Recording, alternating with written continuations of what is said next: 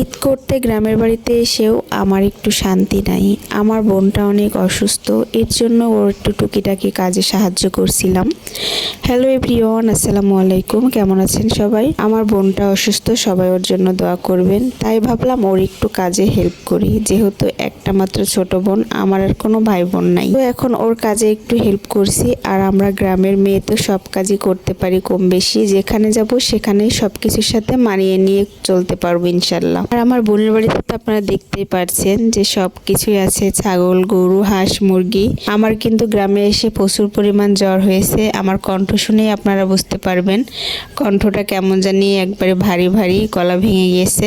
তো কি করব বলেন, একবার নদীর পানি দিয়ে গোসল করছি, একবার কলের পানি, একবার মোটরের পানি, অনেক ধরনের পানি দিয়ে গোসল করছি দেখে আমার জ্বর এসে গিয়েছে। কিন্তু গ্রামে এসেছি, মজা না করলে হয়? এই মজার এই আনন্দটা কিন্তু কখনো আপনারা শহরে পাবেন না। আজকে দেখেন আমি গ্রামের মেয়ে এসেছে আপনাদের সামনে অনেকগুলা কাজ করছি। এই যে হচ্ছে আমার বোনের কতগুলা ছাগল আছে, গরু আছে, এদেরকে খেতে দিব। আর ওর টুকিটাকি কাজে আমি হেল্প করব। আমাকে নিষেধ করছিল যে আপু তোকে কিছু করতে হবে না, তারপরও আমার কেন জানি এদিকে ভীষণ কষ্ট হচ্ছিল। আসলে গ্রামের মানুষরা কতটা অসহায়, কত সুন্দর মতো কাজ করে গুছিয়ে।